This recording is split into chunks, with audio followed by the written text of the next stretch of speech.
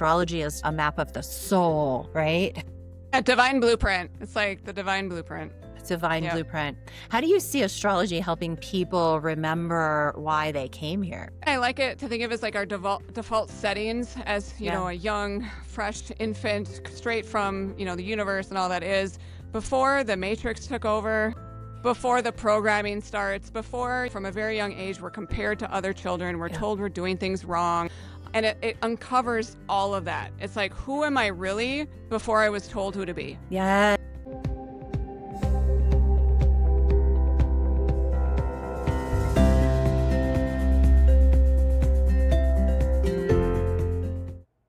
Meredith, welcome to the podcast.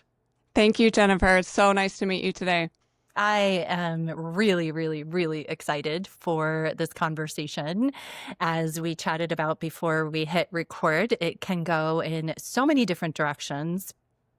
But I really am interested as we get started to hear a little bit of your own story. I know you shared with me you had an awakening story and something began to really shift and awaken inside of you that took you on a very probably unexpected path into becoming an astrologist. And I know you grew up in a very religious family. So please share with us. Get us started on that. Sure. So my story is, yes, I grew up in a small town in northern Minnesota, religious family, and I excelled at science. So I actually kind of gravitated towards science because it made more sense to me than religion when I was younger. And even in high school, I was the astronomy club president. So I did the typical thing, went to undergrad, got a corporate job in science. Actually, I spent 17 years doing that corporate thing. But I found that I was kind of relying on a lot of alcohol back then to kind of numb myself upon reflection, I think. And my awakening began, it was kind of trickling in here and there in my 20s. I started reading books on meditation and all that kind of stuff. And then December 2012, if you know, that is actually the end of the Mayan long count, which I was kind of in back then. I woke up one morning and collapsed. I had major, major pain in my back, which ended up being a herniated disc. I guess that was my diagnosis, but it's mysterious spinal injury that I don't know where it came from. And now I'm wondering if that was the beginning of my Kundalini awakening, if you're familiar with that. Yes, I am. And then 2 days after I collapsed in pain, my partner at the time proposed to me. And we were together for 7 years, but within 2 months of that engagement, I called it off. And I didn't know why I was calling it off, just something didn't feel right. And now I know that was my intuition. I don't even know if I knew what intuition was back in 2012. I was very science, very logical, very Capricorn back then. So after I got a weird health diagnosis and also called off an engagement that didn't make any sense on paper, I went searching for answers. And long story short, I went to mediums, I went to readers. I ended up taking a Reiki class, if you're familiar with Reiki. Yep. I actually am Reiki attuned. Oh, there you go. Yeah. I now call Reiki a gateway drug. So if you don't know what your gift is, you don't know what your thing is, astrology found its way to me in a Reiki class. That's where the seed was planted. And I dove headfirst into astrology, and it just made sense to me. It was like finally something I didn't know I was searching for started to click. It was outer space, which I've always loved, being astronomy club president in high school. It's science, it's math, it's storytelling, it's mythology. And I like astrology. I have an abstract way of thinking. It is a language. I kind of half joke that English is my first and only language, but I'm not that good at it. I don't maybe have the best vocabulary, but like astrology is almost like a three-dimensional or even higher dimensional language, and it just makes sense to me. And I consider myself almost a translator now, translating for my clients what the stars have to say, as above, so below.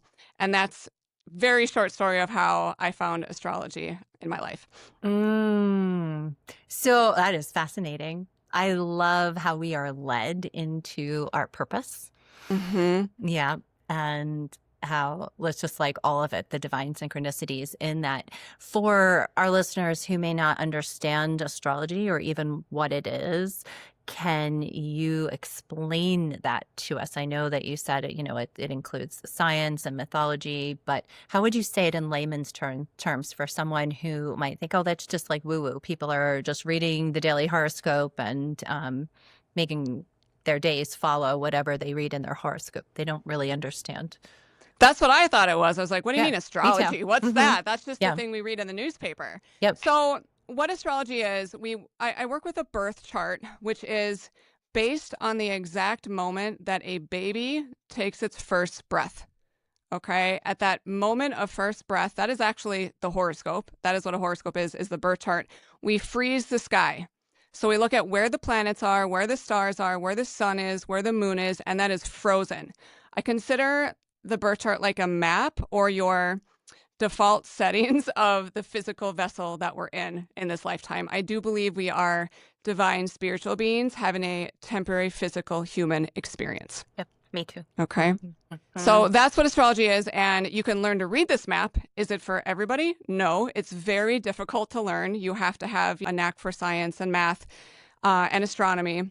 And I always kind of say, like, I have every capacity to learn how to change my own oil, but I'm going to pay someone to do that for me because I don't really understand car mechanics, but celestial mechanics is something I've always had a knack for. And this is actually in my birth chart. I have heavy Aquarius energy, and Aquarius is the sign that's linked to kind of abstract ways of thinking and abstract models of thought.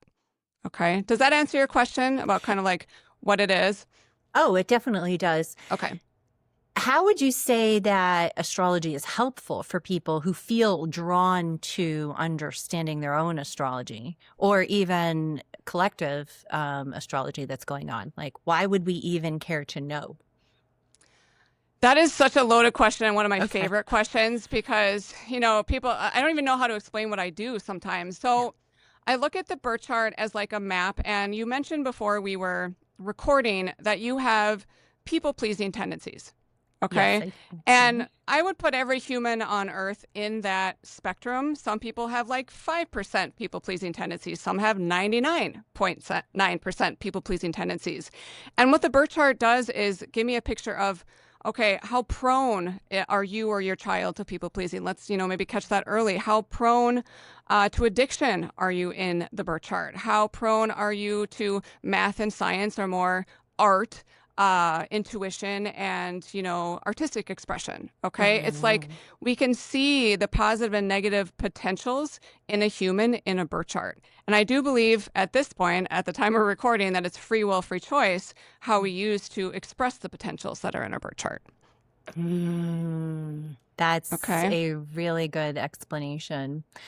I'm all about understanding ourselves as best as we can, because when we can understand ourselves, we're understanding our divine design and understanding ourselves in ourself, our highest self, our true nature is understanding our divinity. It's understanding who we are as creations of the divine. And for me, I first became even open to hearing more about my astrology after I was introduced to human design, which human design is, I'm sure you know this, but I'm a little bit familiar. It Okay. doesn't click as well as astrology. Mhm. What year was that? Can I ask when that was introduced to you? That was introduced to me originally it was introduced to me probably about 8 years ago, and it was overwhelming and it didn't click with me. And I still had way too many religious constructs in the way of me allowing myself to even dive into it. And then a business coach that I was working with brought a specialist in human design who worked with people in business about 4 years ago into our group. And it blew my mind. And I had scheduled a private session with her, and it helped me to start to understand myself, and I became kinder to myself. And I realized that this is the way that I'm designed. And I started calling it my divine design, not just human design. And then I got curious and I scheduled like a full astrology reading with somebody who had been referred to me. That was a little overwhelming, but it was also really, really, really spot on. So I could pull out little pieces of it, because if I were to take a look at the entire thing, it was too much for me. But It's a could lot. It it's a is lot. overwhelming. Yeah, it makes your head spin. Yep. Yes, yes. And having someone like you who can really guide someone and guide us, those of us who are not in a position like you are to understand all of it as the science that it is, and the language that it is. It was really it's been helpful for me in pieces to understand, okay, so this is also me, and the exact moment that I came in, and it's almost like an imprint on me. So it's helped me again to be kinder to myself, to be more compassionate with myself, to Mm-hmm. see that, oh, okay, this is part of my soul's path. It's not random. That is how intricately we are designed. We are designed by the creator of all. And our human minds have a hard time even comprehending what all is, because Right. we live in a 3D space where there's systems and confinement, and all is all. It's infinite. So when I took God out of the box, so to speak, and I started to allow myself to experience the creator of all in bigger and bigger ways, that's when I started to get really curious. But I would say I'm like a preschooler with it, and I dip in and out of it as I feel called. I would love to actually hear a little bit about your backgrounds. I know that you were raised in a really religious home, and you weren't resonating with a lot of the dogma with it, but you are, I mean, you're very spiritual. So, Very.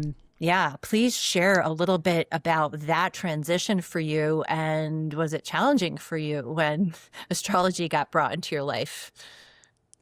So I grew up Catholic Mm-hmm. and didn't really resonate with the dogma. I liked what Jesus had to say. I resonated with ever-loving God, and I always had this like built-in immunity to the idea of hell. Never, you could never threaten me with that. You could I never love scare that. me with that. But as a child, you could scare me with everything else. But hell, I was like, no, ever-loving God, hell doesn't make sense. Mm. Just never got on board. I was forced to go to church, forced to do the rituals, forced to do the things that honestly gave me kind of a bad feeling in the pit of my stomach. Mhm. And then as soon as I went to undergrad, I actually went to Catholic college. I don't think I ever went to a church service in college. I started diving into my own spiritual path. And yeah, I did get some flack from family members. There wasn't really a lot of support. But again, I had this like built-in immunity. I was just so internally confident that once I leave this body, I will go somewhere that's ever loving. I do believe in unconditional forgiveness, unconditional love, and just kind of started following my path. And it wasn't until 2012 where I really kind of found astrology and all that kind of stuff. But when I went down, and I've actually kind of gone back to Bible literature, and I read it now through an astrological lens. Even the three magi that I learned about as a child. I'm like, if you translate magi, that's astrologer, and they followed the stars to find God. And then my first trip to Italy, I think I was in my early 20s, there are astrological symbolism in every single cathedral, every single church. There is the zodiac in St. Peter's Square. So again, it's just like, why am I told this is the devil's work? This is not a good thing, where the hypocrisy is it's just so loud. It's right there in front of our faces in the churches. So I do believe astrology is a tool, just like our hand. I could high five someone, or I can punch someone. And I believe I use astrology for benevolent purposes. Are there people out there that use it for other purposes? Probably. I'm really kind of seeing that now these days. But that's kind of my journey. I had this built-in immunity to the dogma and the threats of religion. But I'm all about Jesus. I really went down the Buddhism path in my 20s. Like, that resonated a lot more for me, just because it was more of like a lifestyle instead of like do this or go to hell kind of training. So that's my religious story in a nutshell. I really appreciate that. So your immunity to the hellbent theology, can you see that in your astrological chart? Because I think so. Yeah. I have trouble reading my own chart now. I mm, started being able to do that, and now I have to find someone else to read for me. mhm. But in my birth chart, I have a mastery with the planet Venus. And Venus is love, harmony, balance, heart chakra things. And with that mastery of Venus, I think that gave me that immunity to the fear that came with the church. Does that make sense? It makes a lot of sense. Yes. Okay. I was curious about that because I had the opposite experience of you. So I had a lot of fear. I feared going to hell. For me, I would externalize my authority. That's something that I didn't even become This is in your birth aware chart. of. Yeah. I cannot wait Yep. to hear this. And And I want to know actually- about 2017, 2018 with you, because I have some language for you. Okay. That was when it's actually Dark Night of the Soul back then a little bit. That's my Dark and- Night of the Soul. yeah, That was was the it? beginning of my Dark Night of the Soul, which Awakening too. Yes. Goosebumps, yes, truth yes. singles. I Yeah. have them all over my body right now, all over my body. Mhm. So yes, I will share just a little bit because then I want to hear what you have to say. I know that if I share it first, it's almost makes it more evidential. But I grew up really fearing the hell-bent theology. Today, I reject it. I actually do not think that hell is a place that we go to. Hell is a state of being, and we choose that, right? And we all have choices on our path. And the more we awaken in our consciousness to the truth, right? And we're embodying truth. We're embodying Christ consciousness, which is what Jesus did. That's what he came to show us how to do. But that was never what I picked up. I picked up on a lot of actual worship of Jesus as being almost God himself, and there being a fear, a fear of God. And if you sin, and there were specific sins that were worse than others, which never really made sense to me, but I couldn't challenge it because I had such a fear of authority and I didn't believe I had any internal authority. So I just kept fearing I'd go to hell, go to hell, go to hell, go to hell. And yes, 2017 to 2020, that would be my darkest night of the soul. I was really deeply searching. I felt very, very, very discontent with where I was. It almost felt like I was suffocating in all of the ways that I gave my power away, all of the ways that I searched and searched and searched for approval. And I wanted to be good enough. I was always shitting myself. I was overworking myself. And again, I was constantly going to external authority figures. And when you do that, my God, I mean, you are going to lose your mind because you always feel wrong. And I did start to really question a lot of the religious constructs, but the fear of hell was still so real for me that it shut me down. And 2020 was my absolute knees hit the ground, cry out and to God, and a God who I always believed in, always knew was there, and also really felt terrified because I couldn't feel at the time because the noise in my head was so loud. And I said, I need help. And a mentor in all the ways who was my match came into my life during that period of time. And so anyway, yes. If that's in my birth chart, please share more about that. I think that would be really interesting because it helps us understand that astrology is a tool for our soul remembrance and remembering who we are as a soul having a human experience and being on this journey. So This is why I asked you earlier in the year. What was the year that you kind of started to maybe combat this fear? And when I go back in your birth chart, I looked at 2017 and started to creep up. 2018 got louder. 2019 got louder. And let me just say, your whole birth chart, you have the chart of a truth seeker at your soul level. Like you are a truth seeker and with a mask of a rule follower and a codependency on authority. And that mask and that codependency started to go through a slow burn. Like literally you were burning something down to the ground, and the symbolism is the phoenix rising from the ashes. And what happened in 2017 to 2019, you were going through a once in 250 year event in a birth chart, which is a Pluto transit. And Pluto is still a planet in astrology, and he is the planet of death, rebirth, and transformation. So, Jennifer, are you okay? You need a minute? Oh no, I've got like those are tears of just I think really feeling very, Yeah, very release. seen, very seen. Mm-hmm. So thank you. Okay. Keep going. I'm glad to hold space for you in this moment. So you maybe kind of mark time as Jennifer 1.0 and Jennifer 2.0 after those years were complete.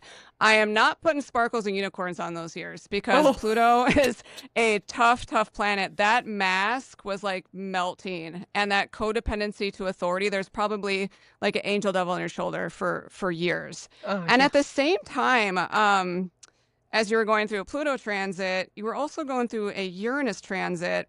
That was more 2017. Uranus is the awakener, and he was knocking at your truth-seeking soul energy. You've got a fire inside of you, It's like, and Uranus is the planet of authenticity. So you said earlier you were shooting yourself, and yes. if you were doing that past 2017, 2018, doing things out of duty, obligation, because you should, that would have been more and more and more abrasive to your energy field. It would have felt like nails on a chalkboard, like a mic screech Mhm. after those years. Does that make Mhm. sense?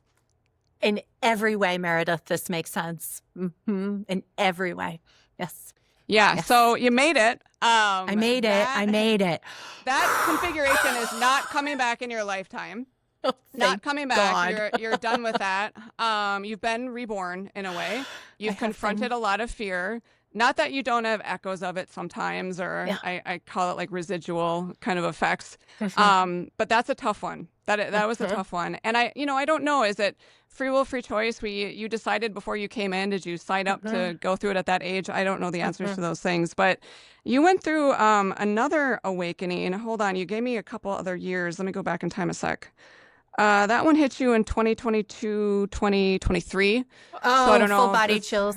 Okay. That's Yeah. another awakening. And it was, you can tell me kind of, I think that's when you got your first reading, I think you said. No, my awakening Oh, came because at the beginning of my dark night of the soul, and when my knees hit the ground, I prayed, and in came.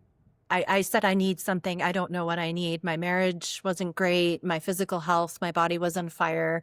I was heavily coaching through the functional medicine lens, and I was my sickest client behind the scenes. I felt like I was dying inside because I wasn't using my voice, and I have this fire inside of me that I was trying to contain.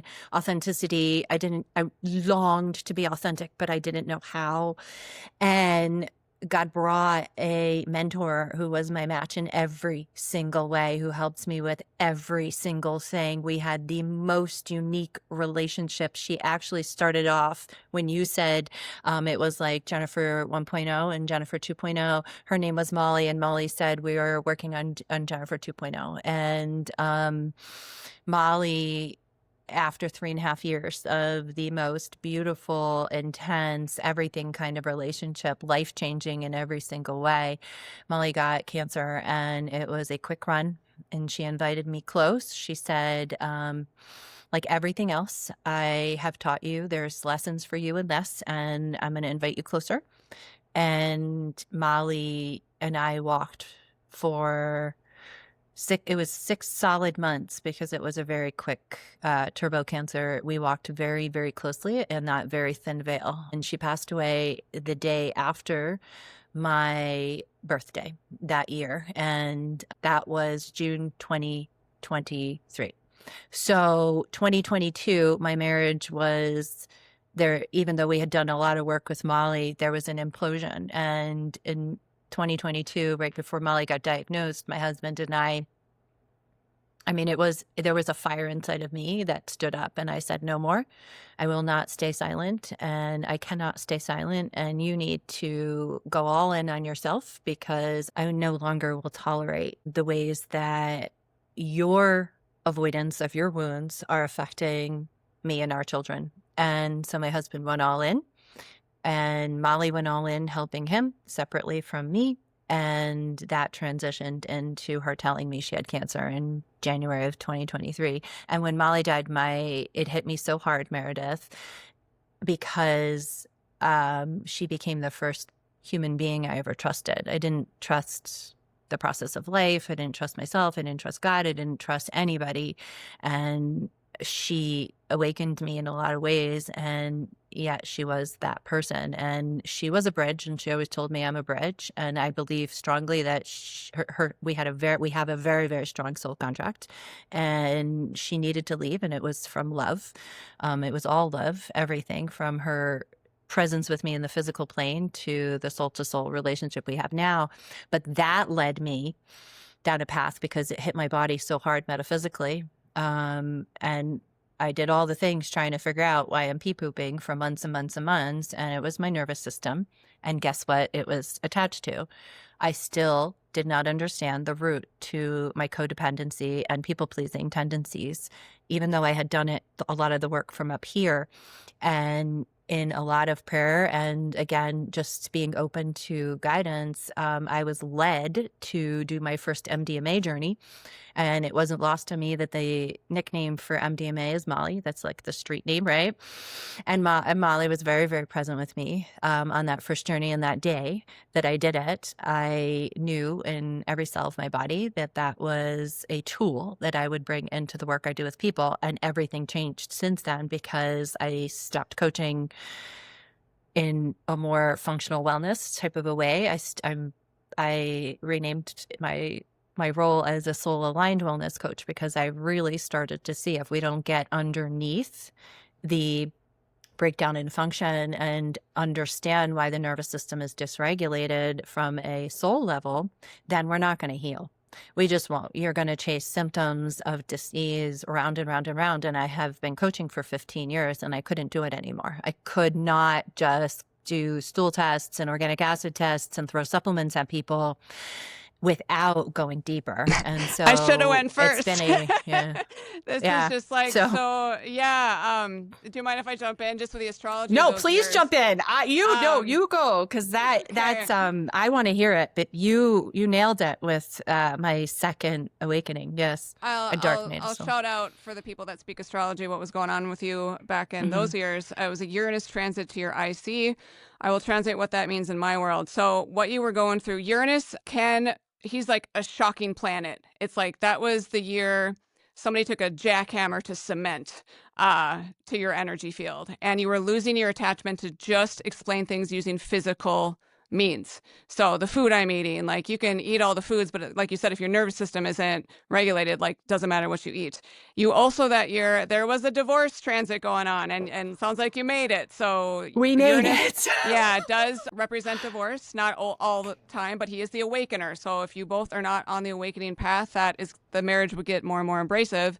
And going one layer deeper, those are the years you started to activate your DNA, almost like rewrite your DNA code, and you started in a huge way generational curse breaking. It's like whatever is running through your family ran into you until it ran into you, and you're like, full stop, this is not going farther, okay? So everything you just described in those years makes sense, even Molly's sudden departure. And I love to hear that you have a relationship with her on the other side. This is actually part of your soul contract, is to connect to the non-physical realms. And I'm glad you know that. I do. I am really beginning to become more and more aware of that and to receive it and to be open to it. And a lot has come. I'd say I've awakened to a lot of gifts that I have that I would never have been able to tap into had I not gone through everything that you and I are talking about and everything that you're seeing in my chart. If I didn't go deep into the belly of the whale, there was no way that I would be open to the gifts that I have today. I feel very, very connected. I hear a lot, and I'm learning every day to trust that.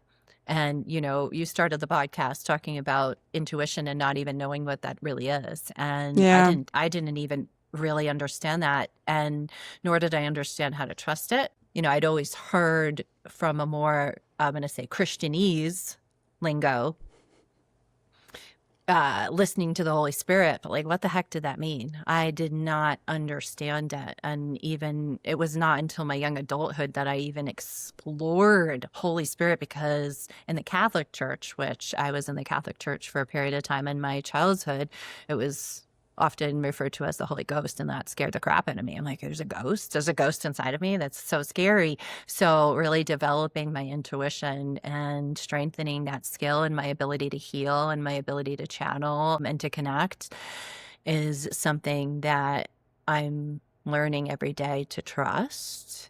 And it feels very new and very exciting. And Molly and our soul-to-soul relationship and her telling me before she died that she would always be here and that her and I would continue our work that we did together on when she was physically here, being able to hear that and tap into that and see how true it is. It's really hard to explain it to other people, but Molly is with me all the time. We communicate. I hear from her. She very much continues to help me on my journey here on Earth as I do my own work to help other people. And the transgenerational chains that have been being dissolved and alchemized, I look at it very much like we're laying hands and there's light that's bringing alchemy into these chains and just dissolving them. That is very much happening and unfolding in my own family, my husband and I. I mean, we are not the same people. Our marriage is better than it's ever been and better than we could have ever imagined because we've been brave enough to do the work. But our children were early teenagers during my dark night of the soul. And I was seeing all of my own wounds and flaws and darkness in my children, and it scared the crap out of me. And it was them. It was for them. They were my biggest motivators. I mean, my own internal pain, yes, but my children, and it's rippled out to my siblings and their families, and it's just mind-blowing to me. It's absolutely mind-blowing to me, but it needed to be done because it has to Your start with children somebody. activate your fire. Like, I know you're the people pleaser and the rule follower historically, but that fiery soul belongs to your children. Like, you will throw a bus off a child. Yes. Like, I see that mama bear. And that Yeah. was really activated 2017, 18, 19. That's when that match was struck. And you were born to be a mother. You've got that code in your DNA. I really see it. You're also like forever young in a way. So I bet you were the kind of mom that was jumping in the ball pit with the kids, like rough and tumble. Like you also, like, as a Gemini, I know you're a Gemini, so Geminis are the Peter Pans of the zodiac in a way, like kind of forever young. I like the Gemini archetype. My husband's a Gemini too. It's like they remember what it's like to think as a child. And I don't have that. I'm like, oh, I meet a 5-year-old that comes in my house. I try to shake their hand. I'm like, but you just have this like childlike curiosity, and that's the Gemini archetype. Just like, so hopefully the relationship you have with the kids has gotten deeper and better, and you don't see, again, you were breaking generational, I call it curses. That's a strong word, but I don't know what else to call it. When you lost Molly, that was when like your stubborn family line and the suppression of the feminine was like, nah, we're not doing this anymore. This is the last generation. Yes. Yes. Spot on, Meredith. Spot on. My children and I, yes, they're all Geminis. So all of them, except for my husband. And so all of the children. And we have a very interesting, something else that I think is very interesting, even if you look at it through this lens. So the oldest was born on May 27th, and 4 days later, her brother, 2 years and 4 days, May 31st, came her brother. 4 days later is my birthday, June 4th, and then 4 days later, June 8th, is my youngest. So we went 4, 4, 4, 4, and, I'm right in the middle of that, and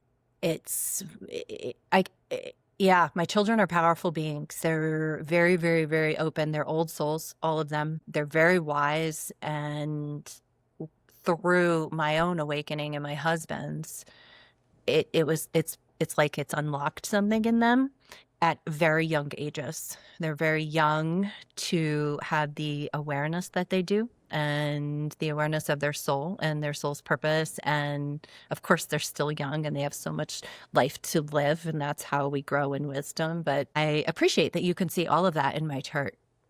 Well, it gets crazy because there is a part of the birth chart that represents children, and for you, that is represented by Gemini, and you have Geminis. Really? And I'm not good with numerology, but it does Yeah. fascinate me. And just to throw this out there, in the part of the chart for children, you are a 13-degree Gemini, which adds up to 4. Mm. And you also have Mercury in Gemini in the house of children at 22 degrees, which adds up to 4. So again, above my pay scale, what all of that means, but maybe you've come up with your own meaning to that number. And I don't even know what 4 means in numerology, but maybe you've dove into that a little bit. I will Or after you this. should. After Yeah, you this, I totally should. will. I mean, I find it so fascinating, and it really helps me to understand me. And it affirms my experiences. It affirms where I am. I know that a lot of people think that astrology is just something that predicts the future, but the way that you're describing it, and even using my own birth chart to have this conversation here today, what it really sounds like to me is that it's so much more of a map of the soul, right? Yeah, divine blueprint. It's like the divine blueprint. Divine Yep. blueprint. How do you see astrology helping people remember why they came here? I like it to think of as like our default settings as, Yeah. a young, fresh infant straight from, the universe and all that is before the matrix took over, before the programming starts, before, from a very young age, we're compared to other children. We're Yeah. told we're doing things wrong. And it uncovers all of that. It's like, who am I really before I was told who to be? Yes. So, and again, some people have immunity, some don't. I don't have answers to why. I had immunity to hell and you didn't. Maybe all part of our soul's choice on what we wanted to experience here. But I like that because it just peels back the layers of programming. We all it's like we're biological meat computers. Yeah. That's what we're in. We're on this like meat suit that can be programmed in a way. And that's what I like. We just go to like the soul, the quantum, the DNA code. And maybe the birth chart is a slice of our DNA. I don't know how it works, but I know that it does. And I have a science background. So I take the scientific method and scientific approach to prove this to myself. And every day I do this work, my mind, it just melts and my science brain is like like mind blown. So yeah, I really encourage people, and this isn't for everybody. When I first learned astrology, I was like, everybody must learn this and we need to teach this in schools. And then I had to calm down because I was like, oh, that's what religion did. That's what anybody does, like shove it down your throat. And I'm like, no, this works for me. If it works for you, great. But maybe human design, maybe religion, maybe Enneagram, whatever your path is, we all have our own path to God. It's not a one-stop shop. I really appreciate that we all have our own path to God. And there are, many different routes that lead to the same destination. And because we're all created so differently and so uniquely, that honors our unique self to be able to find our own path and find the different tools and lenses too for self-growth and understanding. What are some of the most powerful things that people discover about themselves when they see their chart for the first time? Like in all of your experience of doing this, you've been doing it for a really long time.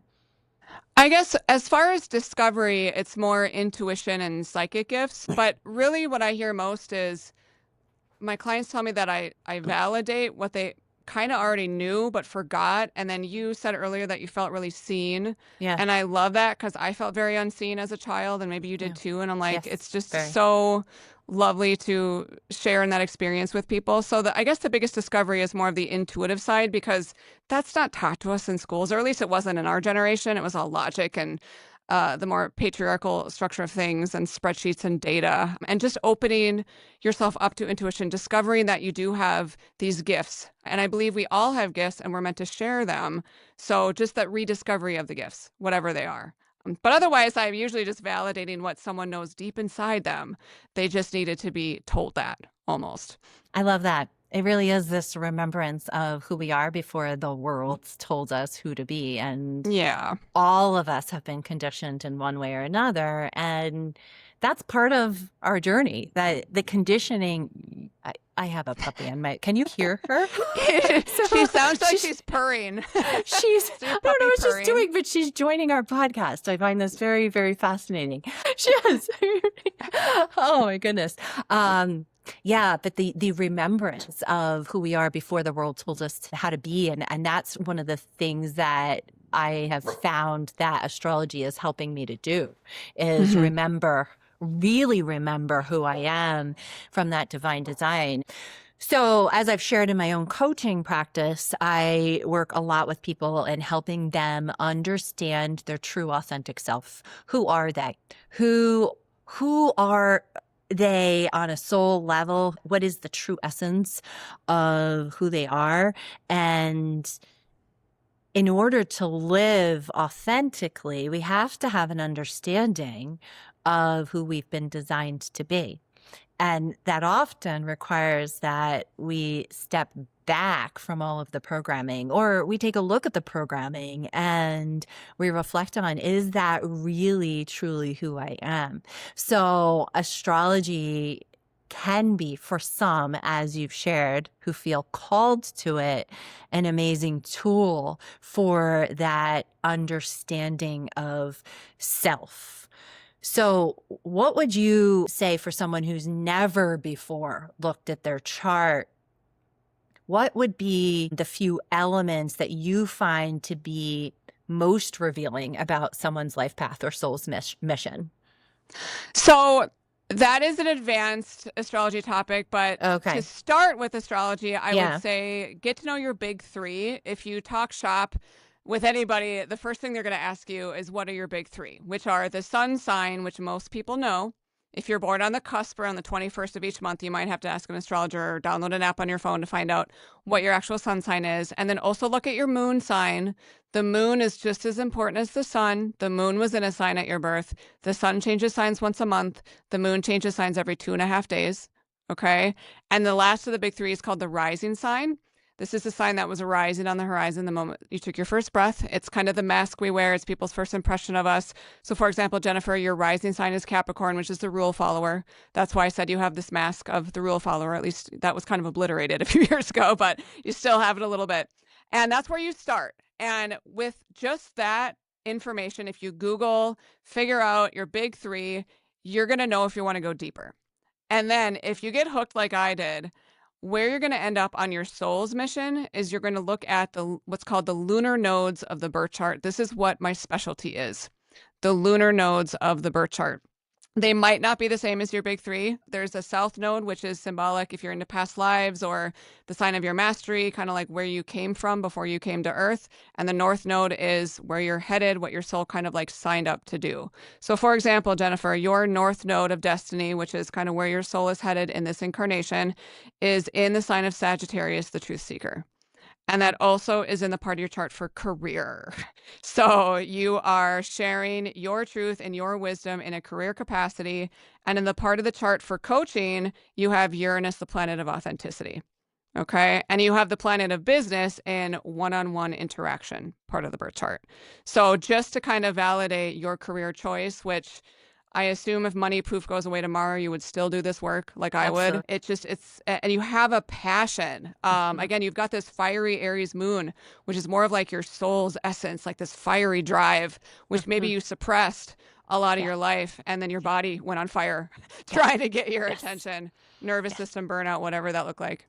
Mhm. Mhm.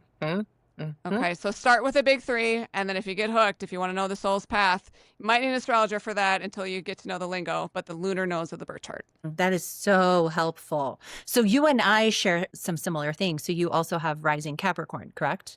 No, we Is have that no? two. No, we have two out of the three of the big three the same. So I'm a Capricorn sun. Okay. Okay, you're a Capricorn rising. Okay. You're a Gemini sun. I'm a Gemini rising. Okay. Okay. Okay, and we both have fiery moon signs. We don't have the same moon sign, but we both have the moons in a fire sign. So we're very similar. So you had mentioned to me before the podcast recording that surrender had been very challenging for you. And that's been a challenging part of your own journey, especially as a Capricorn who likes Still is. control, right? Oh, we like Yeah. control. Yeah. Yeah. Explain a little bit more about that. I think that's interesting considering the podcast is called The Daily Surrender. And I know that, I mean, I have so many clients and listeners and people in my audience who really, really, really struggle. And surrender has been something that I've really struggled with. Hence why I invite people along my journey on this podcast.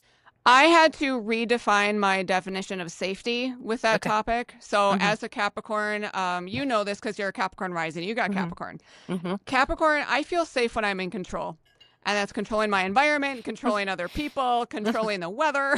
Like, I want control. It makes me feel safe. So when I went more spiritual and put more trust in spirit, like the universe has my back, maybe more than people do, I felt more safe in surrendering things I couldn't control to the universe. I will be honest, I still struggle with this today. I still have that wiring to be in control. It's a Capricorn kind of old soul nature, but I'm learning to surrender that. And it's a process. I have not gotten my degree in surrender yet. I am working on it. And that's, again, I just have to, like, okay, I have to give this to a higher power. I have to give this to something else. But is it easy? No. I still short circuit. I still have anxiety. But yeah, it's a process.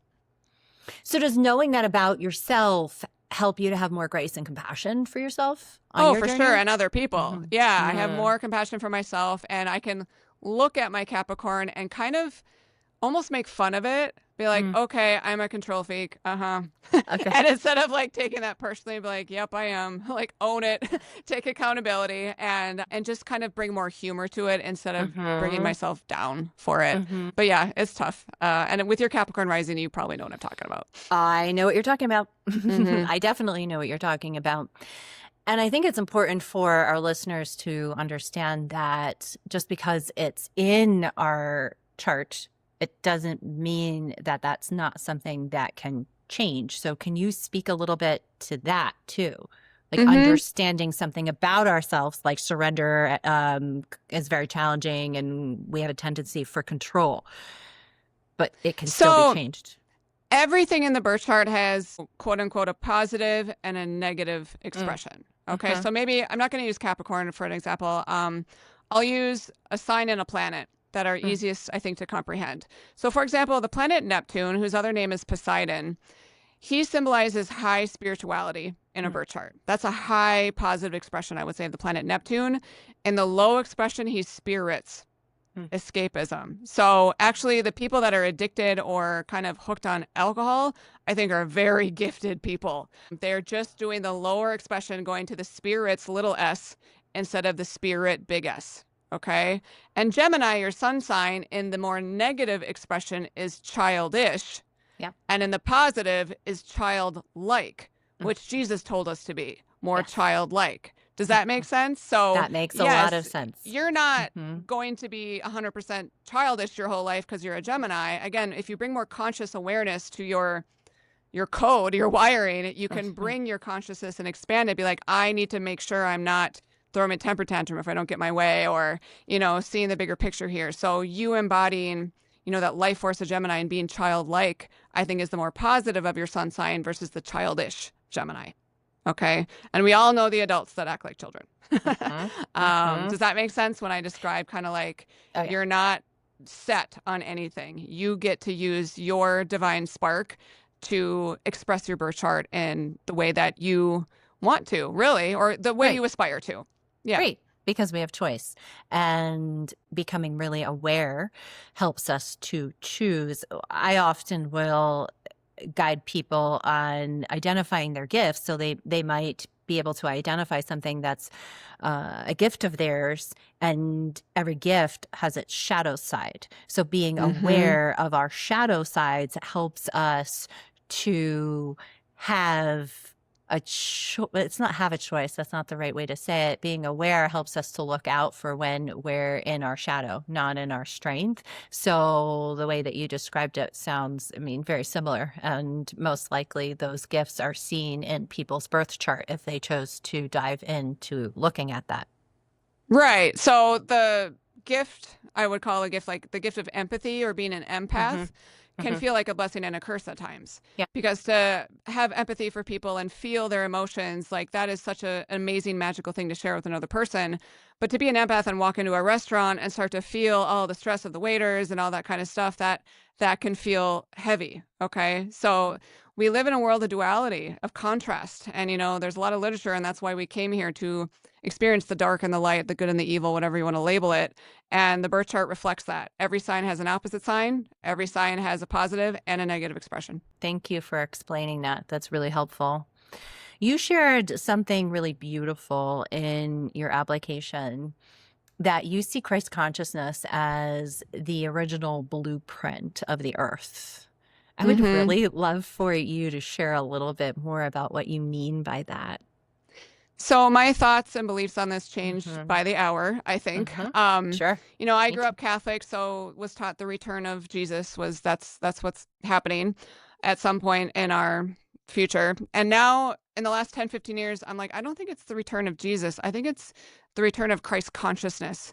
I agree with you. I think Jesus embodied a consciousness. I'm getting goosebumps as I say this.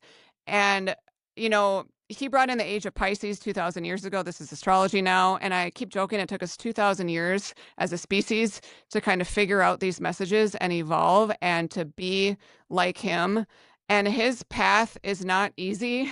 It's not easy to forgive. It's not easy to unconditionally love, especially the ones that hurt or betray us consistently or over and over. But there's something, I always felt as a child, like there's something wrong here. There's something wrong. And I don't know what it is exactly. I don't know what the distortion is.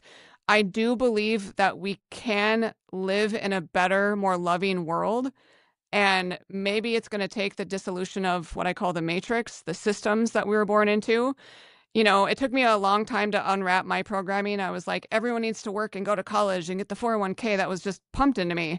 And now I'm like, why can't someone eat berries on a mountainside in the sunshine? Why can't that be their life?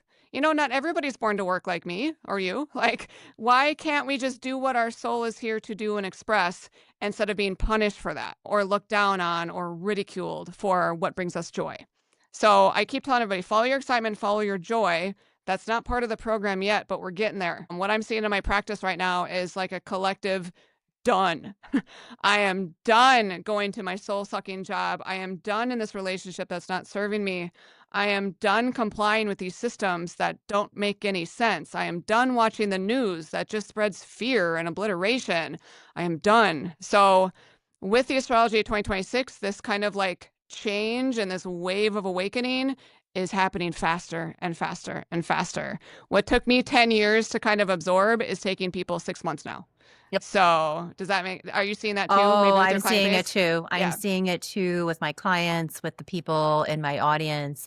There is a rapid awakening. And like you, I agree with you. I believe it's happening in our consciousness. I was raised thinking that Jesus was literally returning on a white cloud coming down. Yeah. And I now believe that that return is in our consciousness, because that's where God is, in our consciousness. The kingdom is within. And Jesus spoke to this over and over and over and over again in his time here on this earth. And it's recorded in his teachings. And so many of us have missed it.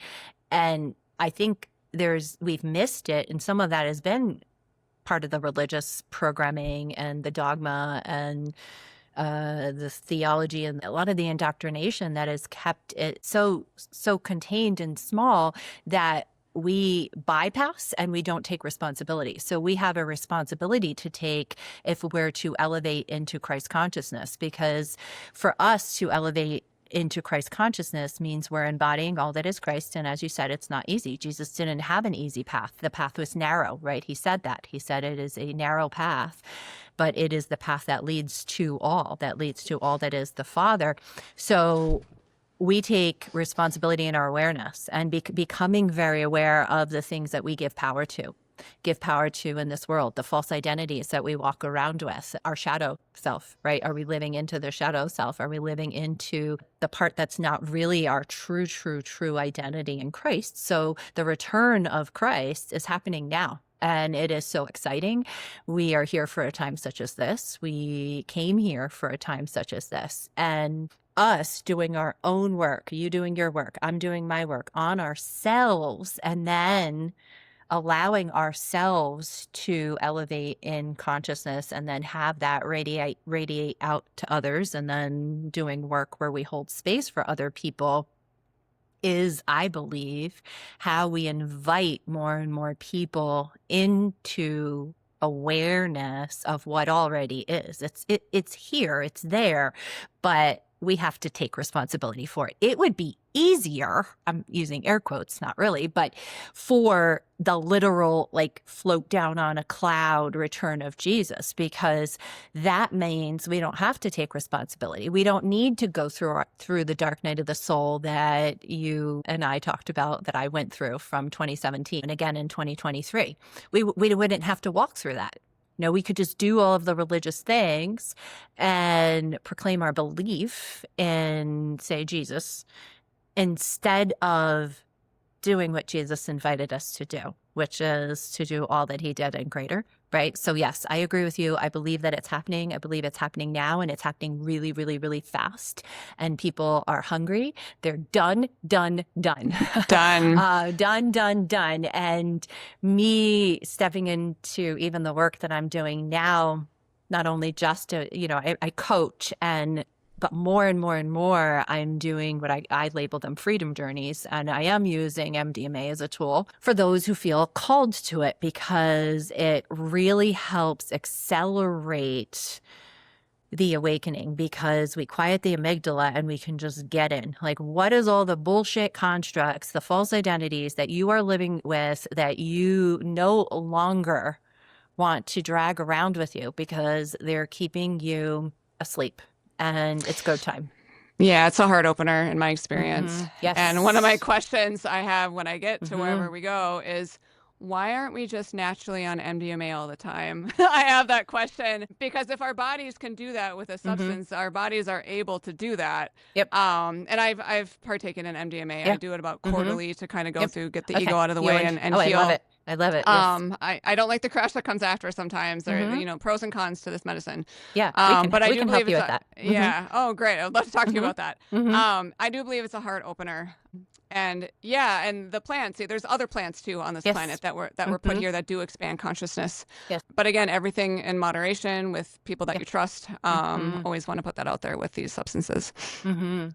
And you know what, Meredith, that's actually a beautiful question for us to ponder on. And I have been pondering on that. And in my experience, the more that I do awaken and using MDMA as a tool for that, outside of the medicine, the more that I am able to have what I call, medicine type experiences and revelations and downloads, because it becomes a state of being that I recognize. It's not the medicine that's really doing the thing for us. It's a tool that's quieting the amygdala, the fear response in our mind. Everything else that comes up and out inside of a journey, inside medicine, is there. We have access to it. So the more familiar we become with our ego and its sneaky ways, the better we get at catching it and then dropping into that state of being. I mean, I can drop into what I would say is an MDMA type state in meditation, in prayer, when I'm really, really dropping the ego. And sometimes that could take me a while. And sometimes I just can't. I'm wrestling so hard, but I have such confidence that it's there for me because I've experienced it. And the more that we experience, and so that's also part of the beauty. And I do think that, the goal is to live in that state of being all the time. I mean, wouldn't that be heaven? Right? Oh, Isn't yeah. that heaven? And it's heaven here. It's something that we're creating for ourselves. It's a here and a there. It's not just wait until you die to go to heaven. The invitation is to create heaven here. And the more and more we learn not to give power away to anything outside of one, it's just the power of one, then we bridge the gap of separation. There is no separation. The only separation that ever happens is in our awareness. So MDMA helps us to get really familiar with where we give power away and where we in our awareness create the separation. So I really appreciate that. And I appreciate what you're saying. And I think that whatever tools that we find and we feel called to, and you will know because that's your intuition, right? So if you are intuitively feeling a call and a curiosity about maybe looking at astrology, and maybe you have reservations, there's people that are curious and have reservations. That's okay. How do we know until we experience? So you might experience a reading with, say, someone like you. You'll feel it in your body, whether this is a yes, continue, or a no, if you're open, like making yourself available, right? I'm available to be guided. I'm available to be led, and to show me, like, God, is this a yes for me? And if it is, make it known. And if it's a no, that's okay. There's no judgment here around it, yeah. So we can continue on and on and on. I know we've been on for a while. We didn't even get to talk about late crits. Maybe I'll have you on another podcast another day, because you just are a wealth of information, and I'm loving this conversation so very much. Let's see. So for someone listening who feels a sense that they came here for something really meaningful, but they don't even know where to start. So you said getting to know your sun, moon, and rising. Is that something that you would recommend that they take a look at with a guide like you? I would say if you don't know where to start, get a reading with someone, whether it's human design or go get a Reiki session. Kind of trust your gut and follow your intuition. Get some word of mouth. Word of mouth is gold with recommendations. Seek out a guide and then find your jam. Find the thing that lights you up, because then you're going to want to learn it. You're going to devour it. Maybe when you learned your stuff, you just start devouring this information and you want to stay up all night and read more about it and learn more about it. So yeah, I would say get either a book or find a reader. That's what I did. Like, find a book that jumps off the shelf in the metaphysical section of the bookstore, and then just follow the breadcrumbs, because they're always there. The signs are there. We've been almost taught as a child to ignore them, do the logical thing. And intuition, I will say, doesn't always make sense. It rarely does. Even going back to my story of, like, why did I call off that engagement? We were a great couple. Everybody loved it. It didn't make any sense. But there was something. I was like, no, this isn't my path, and I don't know why. And I was sad it wasn't my path. I always say there's kind of spiritual warfare going inside in me a lot, because my ego will argue with my soul a lot. I will really want to go on a trip or something, and I have really good travel intuition. It's like, no, don't go. Not supposed to go. Supposed to stay home. And I was like, but I want to go on the trip. So yeah, I still have that battle within me. But yeah, trust the gut, and it might take, depending on your chart, kind of chiseling back the program to get into that gut. I'm a Capricorn, which is a really guarded earth sign, kind of an ice queen sign. I had to thaw some of my ice walls in order to trust my intuition more. I really, really appreciate that a lot. And I appreciate you sharing that. Intuition doesn't always make sense. And the Rarely more does. that it's a muscle, and the more that we practice trusting the intuition, that is the nudge from spirit. That's that.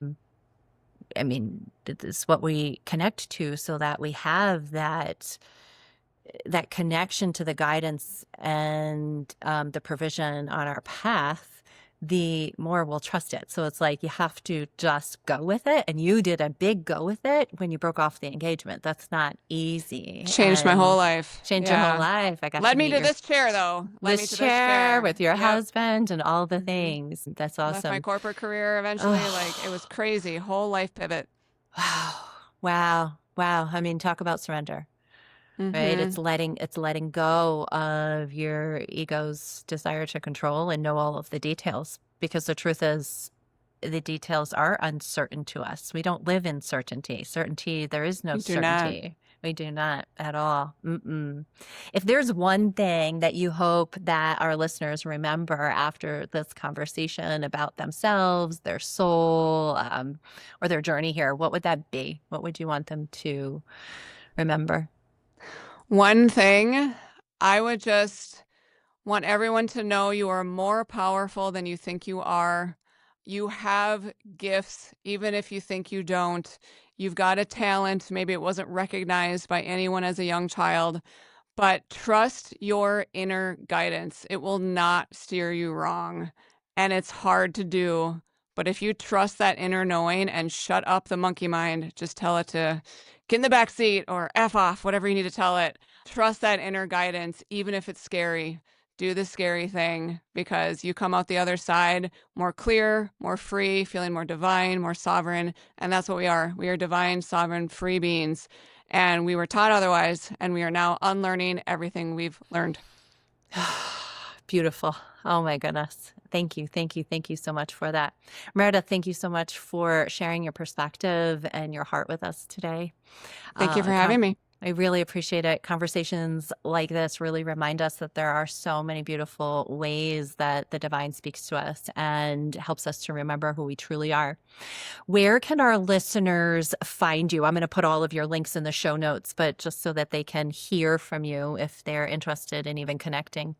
Sure. My website is, my brand is earthlingastrology.com. I named it because we're all earthlings. We can find everything to find differences in each other, but the one thing we have in common is we're all earthlings while we're here. So earthlingastrology.com, and my social media handle on all platforms is @earthlingastro, all one word. Okay. Amazing. Beautiful. I will put all of those links in the show notes and our listeners can find you. Thank you so much, Meredith, for having this conversation with me today and for giving me a little glimpse into my own chart. I think I need to dive deeper and make a session with you. So thank love that. you. Awesome. Thank you. Thank you for joining me on the Daily Surrender. If today's episode spoke to you, I'd love to hear your reflections. Send me a message, share this with a friend, or leave a review. Remember, true healing and freedom come when we let go, surrender, and trust that God's way is so much better than our way. Until next time, my friends, keep surrendering, keep rising, and keep walking in peace.